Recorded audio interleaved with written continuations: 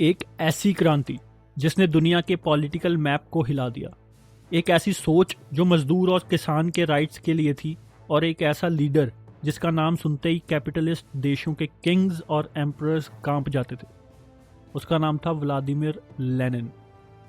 दोस्तों, आज हम बात करेंगे एक ऐसे चैप्टर की जो सिर्फ NCERT क्लास 9th के स्टूडेंट्स के लिए ही नहीं बल्कि UPSC, SSC और हर हिस्ट्री लवर के लिए इंपॉर्टेंट है। Socialism in Europe and the Russian revolution. ये कहानी है नए आइडियाज़ की, स्ट्रगल की और एक नए सोसाइटी और इकोनॉमी के कंस्ट्रक्शन की। तो चलिए चलते हैं यूरोप की 19वीं सदी में, 19th सेंचुरी में। फ्रेंच रेवोल्यूशन यानी 1790 में लोगों ने देखा कि मोनार्की और फ्यूडलिज्म के अगेंस्ट आवाज़ उठाई जा सकती है। उसके बाद यूरोप में नए नए पॉलिटिकल आइडियाज़ आए। लिबरलिज्म का मतलब था पर्सनल फ्रीडम, कॉन्स्टिट्यूशन के अंडर मोनार्की और नए लॉज। रेडिकल लोग चाहते थे कंप्लीट डेमोक्रेसी, जहां सबको वोटिंग का राइट हो और जन्म या जाति की वजह से किसी को कोई स्पेशल राइट्स ना मिले। कंजर्वेटिज्म वाले चेंजेस से डरते थे। उनका मानना था कि जो सिस्टम चल रहा है वही सही है।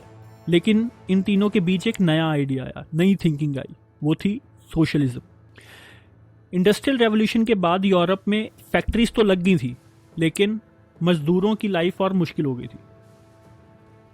रोजाना 12 से 14 घंटे काम, कम सैलरी, सेफ्टी कोई नहीं, छुट्टी भी कोई नहीं। बच्चे भी काम करते थे। मजदूरों के पास ना टाइम था, ना पैसा, ना कंफर्ट। कुछ थिंकर्स ने कहा कि कैपिटलिस्ट सिस्टम सिर्फ अमीर लोगों को और अमीर बना रहा है और गरीबों को और गरीब। हमें एक ऐसे सिस्टम की जरूरत है जहां सबको इक्वल राइट्स मिले। ये थी बेस सोशलिज्म की। अब बात करते हैं एक जर्मन थिंकर कार्ल मार्क्स की। आपने उसका नाम तो सुना ही होगा। काफ़ी हिस्ट्री बुक्स में, काफ़ी हिस्टोरिकल वीडियोस में या कई बार पॉलिटिकल डिबेट्स में भी उनकी चर्चा होती है। उनका मानना था कि पूरा हिस्ट्री एक क्लास स्ट्रगल है। दो क्लासेस के बीच फाइट। एक बॉर्जियोस जो फैक्ट्री, लैंड एंड मशीन्स के मालिक होते हैं, और दूसरे प्रोलेटरिएट जो मजदूरी करते हैं। मार्क्स ने बोला कि एक दिन मजदूर क्लास उठकर रेवोल्यूशन करेगा और एक नया सोसाइटी बनाएगा जहां सब इक्वल होंगे, सबका कंट्रोल होगा प्रोडक्शन पर। इस आइडिया को मार्क्स ने अपनी बुक्स जैसे दास कैपिटल और कम्युनिस्ट मैनिफेस्टो के थ्रू स्प्रेड किया। रशिया में यह आइडिया सबसे पहले रियल लाइफ में अप्लाई हुआ। 20th सेंचुरी के स्टार्टिंग में रशिया में किंग था, सार निकोलस सेकंड। वहां डेमोक्रेसी नहीं थी। लोगों के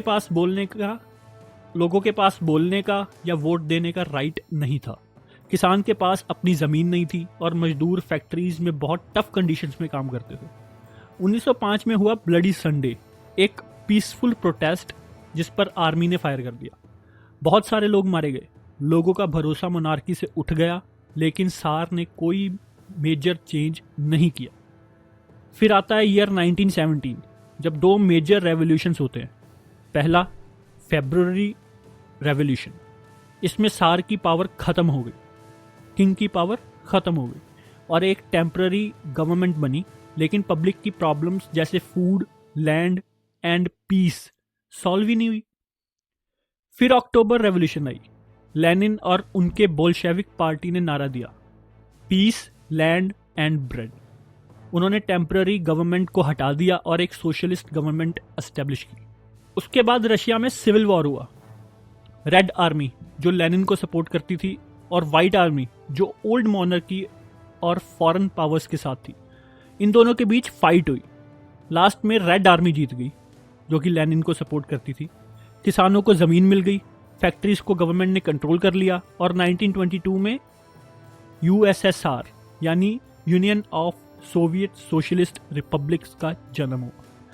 यह रेवोल्यूशन सिर्फ रशिया तक लिमिटेड नहीं रहा। वर्ल्ड दो पार्ट्स में डिवाइड हो गया।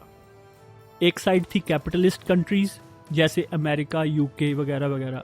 दूसरी साइड थी सोशलिस्ट कंट्रीज जैसे USSR, चाइना। इस रेवोल्यूशन का भारत पर भी इम्पैक्ट हुआ। भगत सिंह, सुभाष चंद्र बोस जैसे लीडर्स मार्क्सिस्ट आइडियाज से इंस्पायर्ड थे। UPSC के पॉइंट ऑफ व्यू से आपको याद रखना होगा कार्ल मार्क्स के आइडियाज रशियन रेवोल्यूशन के कॉजेज, लेनिन का रोल, यूएसएसआर का फॉर्मेशन और ग्लोबल इम्पैक्ट। ये सब एग्जाम में डायरेक्टली या इनडायरेक्टली पूछा जा सकता है। तो क्विक रिकैप, यूरोप में नए नए पॉलिटिकल थॉट्स आए, लिबरल, रेडिकल, कंजर्वेटिव।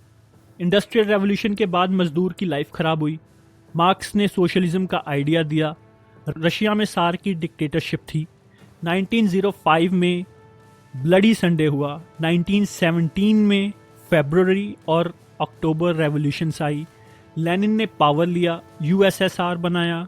दुनिया कैपिटलिस्ट और सोशलिस्ट कैंप्स में डिवाइड हो गई।